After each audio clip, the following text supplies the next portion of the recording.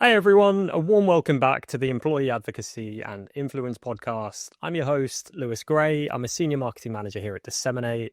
My co host, as always, is Elliot Elsley. And today we've got a really insightful conversation for you with Barney O'Kelly, who is the head of solutions and product marketing at AlixPartners. If you work in professional services or, frankly, any B2B organization, the episode is packed with takeaways. And we did cover a lot of ground, so it's hard to narrow it down. But here are three things I think you'll want to stick around for. The first, influence versus amplification. Barney explained why simply broadcasting content on LinkedIn isn't enough and how real conversation and influence come from things like commenting on posts and actually engaging with your network on LinkedIn and not just posting and ghosting, as we say in the social media world. The second thing was the psychology of sharing. So this is a really interesting one. Barney discussed what actually holds professionals back from posting online and why he thinks confidence plays a bigger role than most people realize. And then lastly, just because it's very topical right now, we covered authenticity at scale. So in a world of cookie cutter posts and AI generated noise, Barney explained how you can help people find their own distinct voice without it feeling forced. And Barney's perspective on all of this stuff is refreshingly honest. He challenges the obsession with metrics, both in employee advocacy and then in the wider marketing landscape as well. He talks openly about fear and confidence in professional services when it comes to social media. And he makes a strong case for personal branding as a career-long investment. Before we get into the conversation, though, we recently released the world's biggest employee advocacy study, and it's the result of analysing over 500,000 LinkedIn posts from employees. It's a global report with data and insights from hundreds of organisations on how they run employee advocacy, and it includes everything from the post formats that perform best on social media when you're providing employees with posts to share, to why employees should be encouraged to write their own posts and the data behind that. You can grab a copy of that in the show notes, but without further ado, here's our conversation with Barney O'Kelly.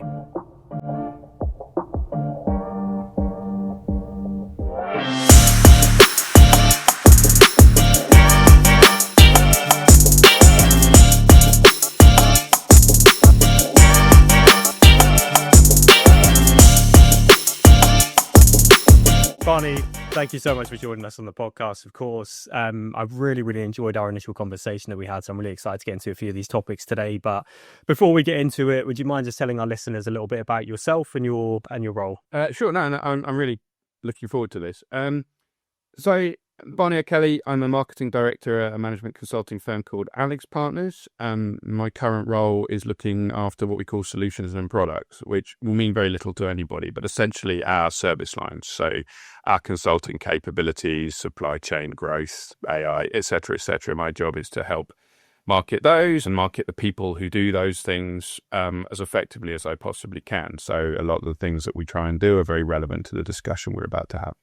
I love that. Yeah, and just one of the first things I actually wanted to come on to, because there was so much to unpack in that initial conversation. The listeners won't know this, but this is probably one of the hardest plans we've put together, just because there was so much in there, and I just thought there's so much we can be talking about here. But one of the things that I really liked is that we spoke about a difference between actual influence and amplification. So just posting content for the sake of posting and, being actually influential, kind of the difference between those two things and why one of them is arguably more effective than the other. But in your opinion, Barney, what does influence mean in the professional services context? Well, firstly, I think it means lots of things, but I think specifically in this context, I think it's as much as anything, the ability to start a conversation, right? And this is where the influence versus amplification thing becomes a challenge, because lots of people are good citizens of their organization and share content, but they're not really doing it with any real follow-on objective in mind. I think if you have a very clear idea about why you're doing something, you've done a lot of the groundwork that are going to make what you've done effective. So there's no point in putting something out into the world if you're not connected to or don't know any people that's going to resonate with. I saw a great post actually the other day of somebody talking about a lot of people are communicating with their peers rather than with their potential clients. And I thought that distinction was really, really interesting. But I think that influencing towards a conversation, knowing that you're actually starting something, is not the beginning, middle, and end of the entire piece. And this is where I think people who bias towards amplification, it's really just distribution on a grander scale. And I think that has some merit, don't get me wrong, but I think you're missing an awful lot if you don't think more broadly about it. sort of more prevalent, particularly in the industry that you're in, from a perspective like management consulting and the expertise that you need to bring to everything, right? People bring in a consultant typically to be an expert in a particular area of a business or a particular practice, whatever it might be. Like for AlixPartners, if you're going and talking about aerospace and defense, you need those consultants to be the experts to kind of push the boundary from that perspective and be out there on LinkedIn, compared to like maybe a software company that's just selling a kind of single product. Amplification becomes a little bit more valuable from that perspective because there's less expertise. I'm not going to say no expertise because that'd be unfair, but less expertise from that sense. But I think it's much more than just the technical expertise. And we talk about this a lot at AlixPartners. And one of the things I say, and you will see this if you have the misfortune of reading my own LinkedIn posts, is the people we have at AlixPartners are truly distinctive. And it's not their technical expertise alone that makes them so. So yes, you have to have the bona fides and the credibility and wherever possible, the evidence that you can do the things you say you do and that you are a capable person who will get results. But actually, that's available in lots of other places. You know, we have competition and those are very credible and high quality organizations as well. The thing that people can't get in those organizations is the AlixPartners person. And we're very, very deliberate and thoughtful about the people we bring into AlixPartners. But, you know, we've got a lot of professional wisdom, a lot of experience, a lot of stories to tell that aren't just about being the best expert. They're about being an interesting human being with hinterland. And that tends to generate more emotion. And emotion is the fundamental basis for connection. And from that's where some really interesting things happen. Because yes, they want an expert, but they also want an expert they want to hang out with. And they want an expert that they can actually build a relationship with. And I think getting people to think in those terms is critical. And I don't see it happen enough, if I'm honest with you. Yeah, I also think it's a big thing. There's not an immediate need all the time from your perspective in that like consulting world as well, right? People want to be influenced around something, and when a problem occurs, when a solution is needed, that's when you want to be front of mind and go, oh, actually, do you know what? I saw Barney posting loads of really interesting stuff on LinkedIn. That's the first person I think of from that perspective, comparatively against like that SaaS business that, hey, we're going to kind of develop a need immediately because you don't have this bit of software and now we want to give it to you. Yeah, I mean, you know, Byron Sharp would talk about it as being mental availability, as would Mark Ritson, right? And you get this a lot. You get people go, we really need to do some marketing. And my glib and somewhat unhelpful response is when it's probably too late. You know, the Chinese proverb is the best time to plant a tree is 20 years ago. The next best time is now. I think some aspects of that are true to marketing, and what people then confuse marketing and sales, right? But really, you need to be there all of the time and available to people. So when they do have a problem for which you might be the ideal solution, you know, most people's thought processes are pretty short. They'll be like, oh, I know this person at AlixPartners is really good at this. They're the first person I'll contact, right? People are not prepared to do a tremendous amount of work to find out the answer. So then if you have really thought about your personal brand and what people find when they look for you, which in most cases will be online initially, you're going to reassure them that you are that person. And then they might find some other things out about you, you know, not only where you're educated, what sort of philanthropic activities you're involved in, but also what you're all about as a person. Consistently being there, front of mind, just reminding people you're about, that you're a good person, that you're still, you know, knocking around. That has real value. But because people are transactional, they think every bit of effort should have some sort of immediate reward. And that's not really how marketing works anywhere. And I think we've lost sight of that a little bit. Yeah, I've had this conversation at a different consulting firm that we work with. Similarly, from a retention and a defense technique as well. There's loads of consulting firms out there posting really amazing content. And if you're not doing that, people's eyes wander, essentially. They go, oh, actually, I saw this completely different business has posted something that is interesting. I've not seen the current person we work with talk about this and talk about this change or talk about this difference or how they're approaching differences in the market. It might be as simple as that. Those kind of retention techniques that are often ignored as well. People always want new and more, and grass is always greener. And actually, just by talking and just by, you know, keeping people up to date with what's going on, what you're doing day to day, keeps people retained far more, and rather than going off and looking for information elsewhere. Yeah, I think so. I mean, as long as it's kind of adheres to some sense of who you are and what you do, and you make it clear about why that matters to people. It's all making me think back to something that we discussed in our initial conversation when you described LinkedIn as being like a 24/7 business conference. It's kind of behaving on there as you would, as you would in person, as opposed to going out and just broadcasting and just being overly promotional. It's building relationships and treating it the same. But with that in mind, Barney, how do you encourage people, or how do you encourage consultants to move beyond just broadcasting towards building real conversations and treating it more like a social network as opposed to a platform to broadcast messages? Well, that there's lots in that. So firstly, I think you have to legitimize the digital world in the eyes of established professionals. I think for a long time it seemed secondary or just not the same as meeting face to face. And of course it's not the same as meeting face to face, but that doesn't make it less effective.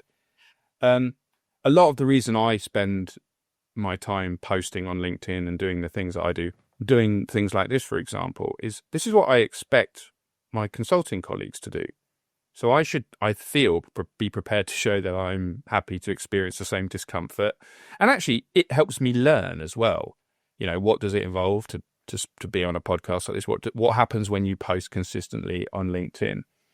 The main challenge is they're risk averse. They're smart people, so they can see risks. And in many cases, a lot of their job is around solving problems and identifying risks and mitigating those. So they're professionally attuned to that. They're also empiricists. So they want evidence. So one of the primary ways we do it is you find those who are receptive to the idea. You invest your time and energy in helping them and enabling them. And in some cases, doing quite a bit of the work on their behalf initially. They then start to see the results. And what's really interesting is those results are not the likes and the comments. It's the messages or the text messages they get from people in their network. Or a story I was told recently by somebody who happened to be sitting next to somebody who was commercially interesting to us on a flight, and he introduced himself. And this person's response was, "Yeah, I know who you are. I see your LinkedIn posts. They're really good." Right. And suddenly that stuff has meaning because you've now got an in-person conversation that's made that a little bit easier as a consequence of something somebody's done online. So really you need to find those who are receptive, invest quite a lot of time with them to help them overcome their own nervousness. We don't at AlixPartners typically employ people who are comfortable promoting themselves. So we have to be their confidence for them a little bit. And the results happen to be in the numbers, or if they've got their notifications turned on their phone, the constant pinging, and they're like, something's happening here that I've not experienced before. And it feels good. They're smart, very capable people, but they're still susceptible to the same dopamine rushes that we all get. Infantile though it is, and we all feel cheap saying it, but when you get likes and comments on a social post, it tends to make you feel good. What you start to realize is there's a whole load of other stuff happening that's really difficult to track and measure, and that's the real valuable stuff. And this is where the need to reawaken people's belief in magic in marketing is critical now, because we've become data obsessives, and sometimes there's magic in data, but a lot of the time there's not. And I think we just need to rely on the fact that there is something more abstract and ethereal going on. It's a really interesting point because it's actually really nice to hear, because I tend to find, and when you speak to a lot of people in the employee advocacy world and that are kind of building out these big programs, training is a big focus for them, which I think is important. I think there's a lot that can go into training, but enabling somebody just to have their own light bulb moment of, oh, I get why we do this now. I understand this. That's kind of what we do as a business as much as we physically can. How do we provide technology that enables people to do this across a very large organization, and everybody can have their own stepping stone moment essentially and go through the social media journey, but have that light bulb go off and they go, oh, I just got 50 likes on a post. I suddenly get this. I've got the dopamine rush. Or, oh, somebody's just emailed me saying they saw something I posted on LinkedIn and they want to chat. It's so hard to force that in training. It's so hard to explain that to somebody, to say this will happen if you keep doing it, but it's an unknown amount of time until it's actually going to occur for you. Just pushing people down the road and getting them involved and starting that process, that's like the number one way to do it from my perspective. Just kind of jump people into it. I agree. All of these social platforms are technology platforms at the end of the day, so they have algorithms behind them that value certain things, so turning up at the same time or consistently, all that kind of stuff. But once you get into the habit of it, and I say this to people when they come to me and say, I really want to get better at this, it's like, okay, this is going to take a year at least for you to really start to feel the benefits of this, because you need to be thoughtful about how you build your network in concert with how you share content, and those two things, raise each other at the same time. But if you're expecting overnight success, you might get a few outliers, something magical might happen, but on the whole, this is about persistent, sustained activity, and it's hard, and it's really hard, and I find it hard, and I'm amongst the more promotionally oriented people at AlixPartners. For sure. I always talk about it, particularly senior leadership. I think senior leadership, and in turn, to your point, management consultants, people that are just generally speaking kind of high achievers. It's sort of an unspoken thing, but there's an ego element to it from my perspective, which is I'm really senior. I do keynote talks. I get flown around the world to do all of these interesting and solve these complex problems. Posting on LinkedIn, what if I do it and I get 2 likes? Wouldn't that be embarrassing? And I think that's sometimes like a fear element for a lot of these individuals where they go, oh, well, I'm just going to be apathetic towards this and sit on the fence a little bit because I don't know what's going to happen when I do this and I can't guarantee good results. Yeah, I think that is a real risk. And my general view is it doesn't matter. Just move on to the next thing. Remember many moons ago when I worked in the aerospace industry and corporate social was nascent at the time, and we put a video up on YouTube. Bearing in mind, I worked for a company that made like fighter planes and cool stuff. So we had a lot of great video footage. We put a video of an ejector seat. They put them on like a rail and they fire them down there and fired it. And it was like a 30-second clip and it got over 1 million likes. And one of the team was like, this is great. It's got over 1 million likes. And my provocation to them was, okay, do it again.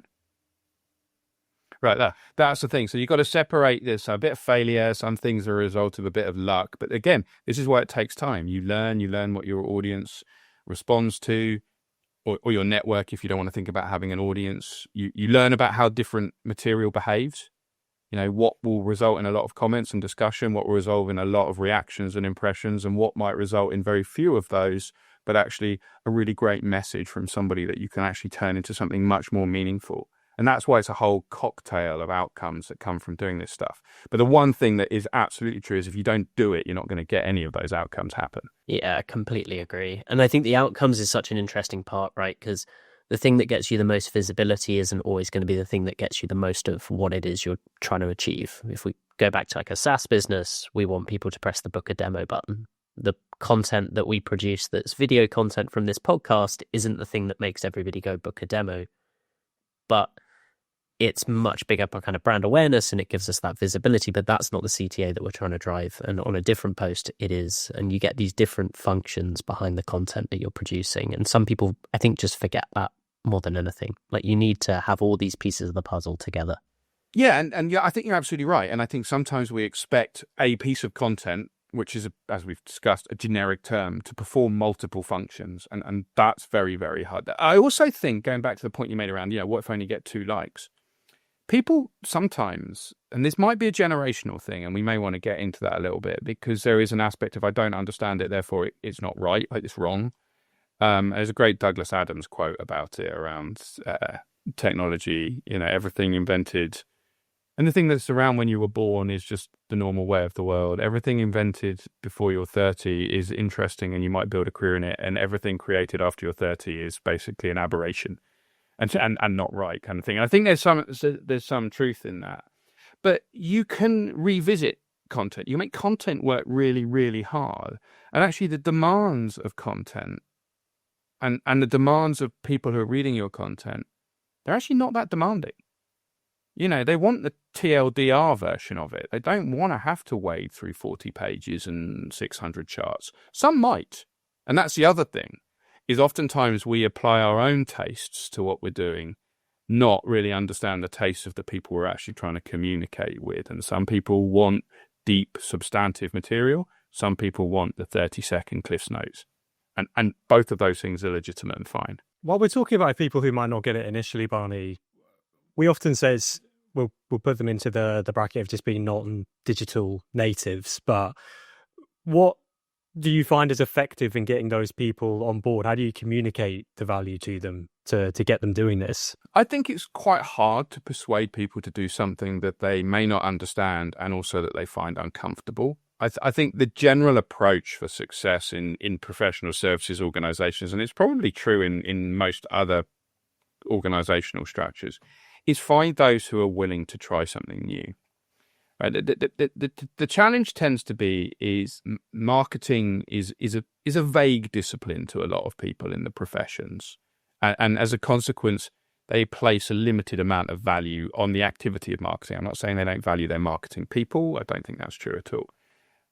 So you kind of got to convince them about marketing being more than just the things that they know or are familiar with or have done before. Then you kind of need to outline to them how you're going to make it happen. I have to say you have to be their confidence for them, right? They're going to question it. They're going to feel nervous. You know, the amount of times people have said to me, yeah, but is it any good? I'm like, well, let's find out. You know, and then you also get a lot of people who are very quick to devalue LinkedIn because there's lots of things going on there that are distasteful to them. You know, the AI, zealots, the 3:30 in the morning side hustle lunatics, the humbled and honored crowd. I'm like, that's got nothing to do with LinkedIn. That's people. You give people a platform, then they're going to reveal sides of themselves, and you might not like them. But trying to think about LinkedIn as engaging with 1 billion people is ludicrous. Trying to think about how you cultivate your own professional world, and it might only be 10 people, and you could have 10 people who are very, very interested in everything that you have to say, and that can be really, really productive and helpful. Or it might be 100 people, whatever. It's not 1 billion people, and it's probably not one person. But thinking about it, you say like it's like a business conference, 24 hours. I don't remember saying that. I actually sound smarter than I generally think I am, but thank you. You will find your community. Seth Godin called it your tribe, right? I love that term personally, but you will find your community, and if you cultivate it and are intentional and deliberate about it over the course of a long career, you'll end up with quite a large network just by default. It's very hard to have a long and successful career whilst altogether avoiding people. If you just, supplement what happens offline with what you're doing online, that blend can be really, really effective for you. And so I haven't really answered your question because it depends on the individual, but the short answer is find people who are receptive to trying something new and help them be successful at it. Yeah, we always talk about it as don't try and convert atheists in the beginning. It's such an uphill struggle to try and convince somebody if they're just naturally anti this. Find the low-hanging fruit, find the people that are already doing this that maybe need to do it better, because it's really hard as well to build a habit with somebody, because that's the other important thing. You've mentioned this already, but consistency is really, really important with a lot of this when it comes to really trying to grow a network and build a personal brand. To be consistent, you need to build it as a bit of a habit into your kind of weekly life. I was going to say daily, but I think you don't need to post to LinkedIn daily personally. No, I think that should be discouraged. We've won work from people posting stuff on LinkedIn, right? And I've got lots of anecdata that tells me that. What I don't have is that thread from person A posts something on LinkedIn all the way through our systems in the firm through to, and it resulted in X amount of work, right? That's hard. So you have to trust in the anecdata as much as anything else. Yeah, I think those anecdotes are, generally speaking, the more powerful part. When you are doing training, when you're doing presentations, when you're talking about it, people understand anecdotes. And realistically, I think marketers are the only people that really care about their own metrics more often than not. You go and talk to sales teams or like senior consultants, they don't care about cost per click data and CPM. That is just not in their interest. It's just big numbers that are relatively meaningless in the grand scheme of things. I'm very pleased to hear you say that, and I'll try to moderate my language around this, but I think you're absolutely right. I think that a lot of people in marketing have started to latch onto data either because they feel they should or because they're trying to convince themselves they've got a proper job. Right. The problem with it is marketing data, even the really good data, requires some degree of context and interpretation. I've never seen a marketing dashboard that's blown my mind. And, you've got the world of data-driven marketers in their headlines, that's purely for getting through CV checks, from what I can tell. Because in lots of cases, if they were truly data-driven marketers, they'd probably stop doing 90% of what they're doing because the data would tell them it's not very effective. And for me, the thing that I'm becoming obsessive about, to the point of tedium, I think, with some of my colleagues, is I want to know about the commercial events that we influence. And in reality, because attribution is really, really hard to figure out in professional services, because of the nature of what we sell, we're not working in high volumes here. It's often not inexpensive work. It's often very complex work.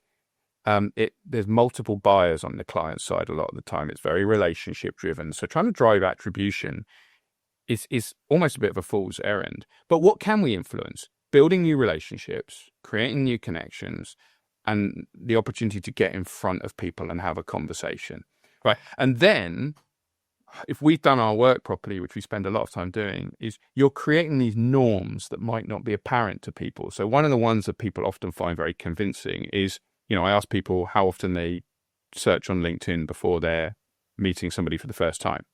You do that in any room, you almost get 100% show of hands. And I'm like, well, don't you think the same thing's happening to you? And if that's the case, then what are they finding when they do that? And is it an accurate reflection of who you are, what you do, and why it should matter to them? Or is it, I set up a LinkedIn profile 10 years ago, I've done bugger all with it since, and they look at it and they go, well, I've got no idea whether this person's useful to me or not. However, the other person who I've been told to talk to, who's got a really good LinkedIn profile. Now, I'm not saying that their good LinkedIn profile is the magic recipe for success, but it's going to give you a much better chance of getting yourself into the conversation. And then when you turn up, you don't necessarily have to explain why you're there. It's influence. This is something I've been talking to people about recently quite a lot. We talk about this concept of attribution as if there's a single item, or, people start to talk about W-shaped attribution and first and last touch and all of these different things. There's very rarely one thing that means somebody signed up. Most businesses aren't an e-commerce business where Instagram ad meant I bought some tat on Instagram and that's the conversion funnel. That's very obvious. But when you're in the B2B world and we're talking about, as you said, large contracts, complicated processes, projects that could last months and things like that, influence starts to become the really important element. Did this action influence this deal at some point within that process? Were we all connected to that person on LinkedIn? Did they like a couple of our posts? That's a small layer of the influence that has occurred to get us to this point. That might also be a white paper. That might also be we met them at an event. But it's all these smaller attributes that start to bucket up into this won us the deal.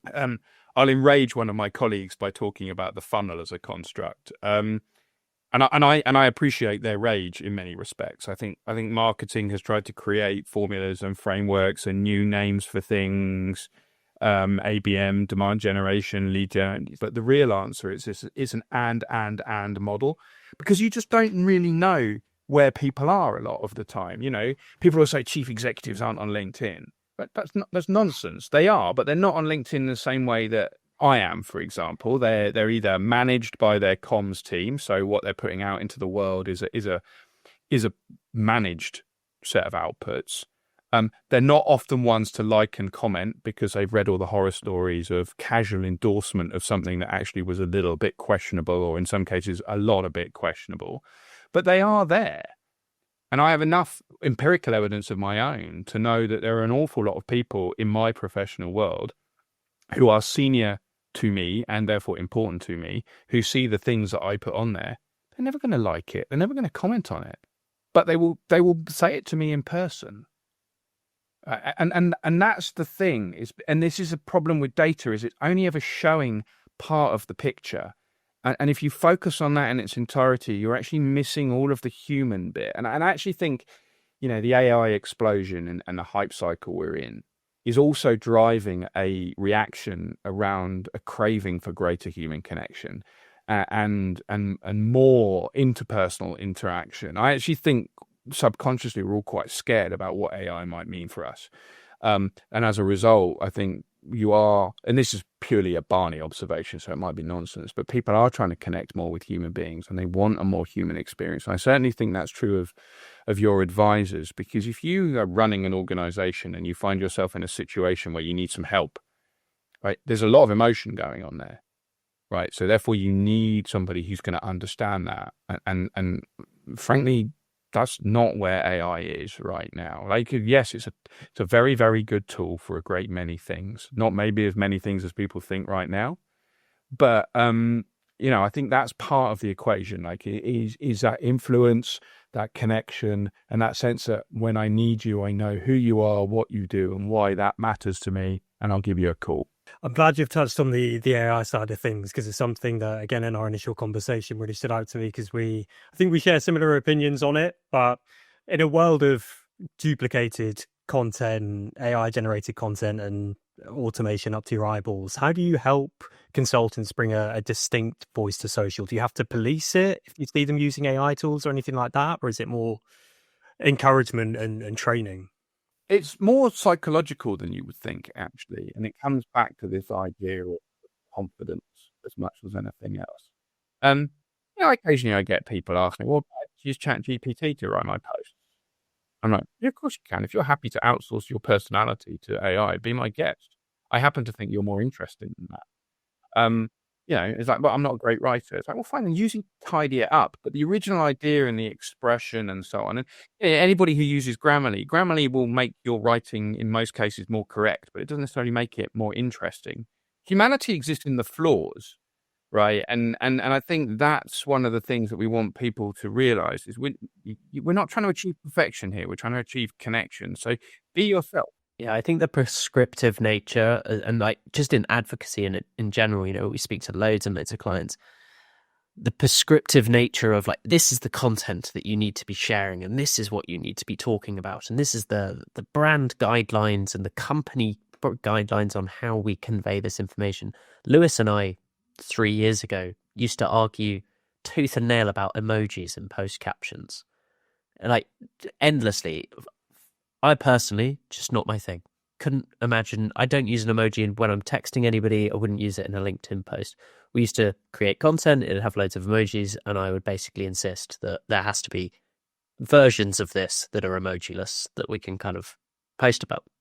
No, I agree. It's a matter of personal taste. It is a matter of personal taste. But once you've got a relationship with somebody, they'll be much more forgiving about how you present the information because they know the person behind it. Yeah, I think the answer to this one might have actually been the answer to the last question. But what, in your opinion, does quality content then look like in this world of...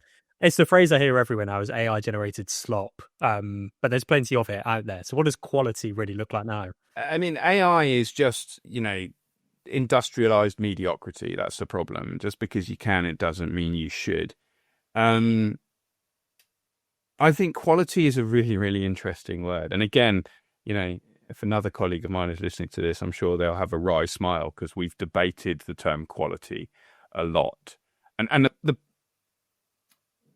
true market, I'm a marketer at the end of the day, so effectiveness is a mark of quality for me. Did something happen as a consequence of us doing this?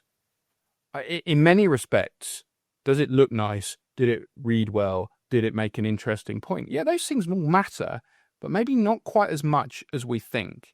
And if I'm being really uncharitable, and I don't want to upset anybody here, at its worst, content marketing is just advertising with more IQ points, right? Like in many cases, we've written a report on X, Y, and Z. I would suggest a number of people who see that you've written a report, know that you've written a report, and feel that that report is reflective of your credentials as an organization. People just knowing that reports exist can be enough. The number of people who are going to engage with that. We talk about this in the context of senior business leaders, right? If I was a chief executive of a company, I don't think I'd ever open my emails because the number of businesses that are trying to get their stuff in front of me is enormous, and for every organization that thinks they're sending too much content to C-suite executives, multiply that by the number of firms like you out in the world who are all trying to do the same thing, and then imagine what that person's world looks like. So it's not surprising they don't engage with it, not only for matters of their own personal reputation, it's just volume. And actually, these people still go to the same sources for their information they always have done. Wall Street Journal, FT, Economist, those types of publications. So I think in some cases, we're chasing a bit of a fool's errand. I mean, there are some really quality pieces of content produced. I would say at AlixPartners, we do a pretty decent job on that. We've got an incredible content team who do some great stuff. But just because it's good and is visually beautiful, that doesn't necessarily mean it's going to be effective, but it might exude quality and that might increase its chances of success. So it's a very subjective term, I think. When talking to clients, particularly when they're early doors, and often like from an advocacy sense point, they'll go, okay, well, we've got all of this amazing content already that we just want people to post and right now. And the term we use is we don't want to turn people into digital billboards. You don't use your employees just as here's another thing, put that out there.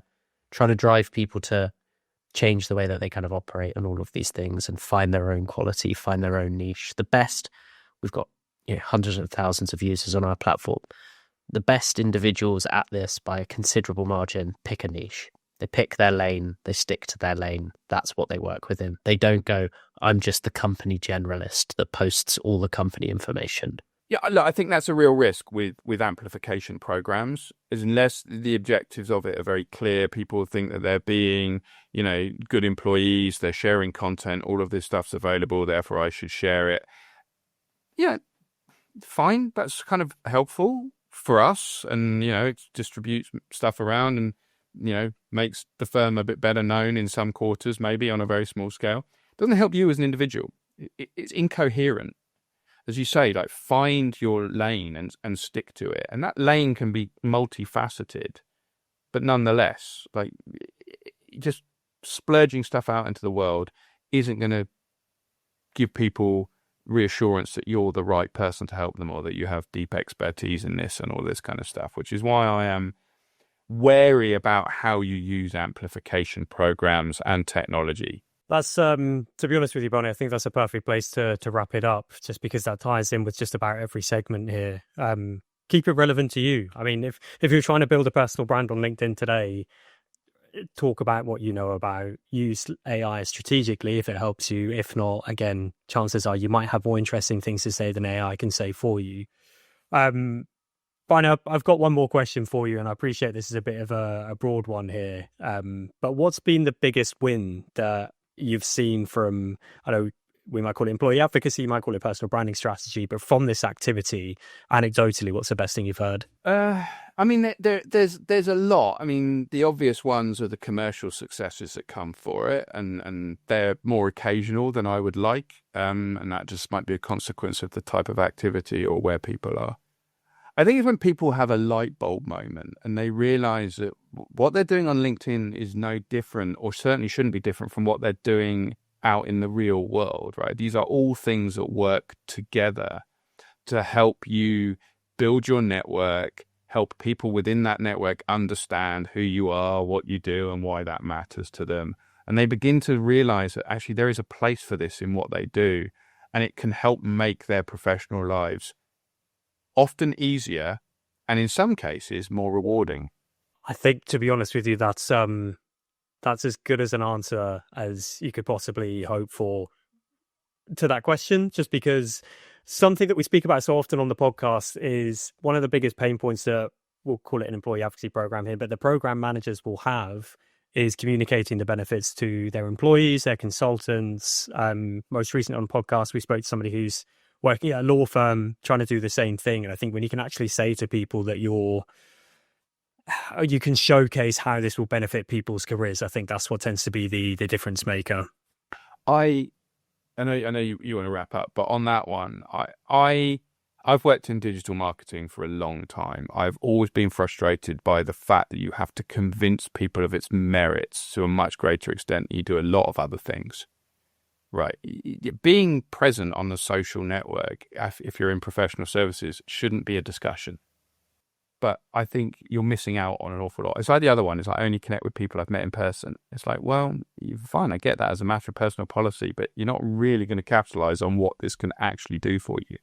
Yeah, I couldn't agree more. I think just like the sheer, just go and do it. Like it shouldn't be rocket science and beyond consultants as well, just, for the sake of our audience, sales teams, commercial facing individuals, anybody that wants to further career or anything along those lines, like, this is a no-brainer. This shouldn't be something that you push away from ever. I was going to say customer success teams too. I mean, it's, we practice what we preach. We use our own tech here. We're all about building personal brands. And generally speaking, our customer success team, I know, Elliot, you used to work in customer success. You're still connected to so many of our clients.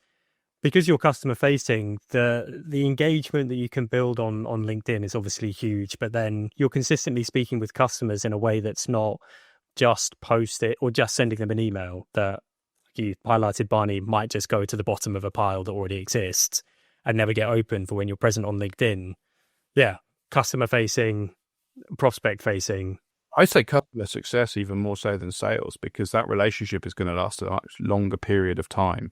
And it's going to have peaks and troughs. There'll be times when they're not happy or they don't understand things. So the more of a relationship you build, the more available you are, the more they understand you as a person. That is going to be the difference between whether they retain the platform or not sometimes. And we've definitely seen it in the past as well. I mean, people will reach out to us on LinkedIn just because we try to be present. We show that we're there. I think nothing shows... I'm trying to think of what the opposite word for this is now, but when you're speaking with an organization, you're connected with their team and it's like they don't even have a profile photo. There's no face. They haven't posted in 3 months. You don't really feel like you can message somebody there and actually catch up with them. Whereas, if you've seen somebody's posted 2 days ago, they've got an up-to-date profile picture, it seems like they put their time into their LinkedIn, chances are you can reach out to them there. So it's about just as much about being approachable. Yeah. Barney, I genuinely mean it when I say I hate to bring a good conversation to a close. But unfortunately, all good things must come to an end. Where can people follow you to keep up with your work? Is it best, as we've described, LinkedIn? Yeah, LinkedIn is probably where I spend the majority of my time socially. I can't vouch for the quality of my Instagramming, and I no longer am on X. And so LinkedIn is where you find me if you want to have a conversation on the whole. Yeah, I've got about 95% of my time there as well. But Barney, thanks so much for joining us. Honestly, it's been an absolute pleasure. Well, no, thank you for inviting me. I really enjoyed it, and I hope this was of interest and use to you. Absolutely. I mean, I'm learning as we go as well, so I'm sure the listeners are taking plenty from it. But thank you, everybody, for listening, and we'll catch you next week.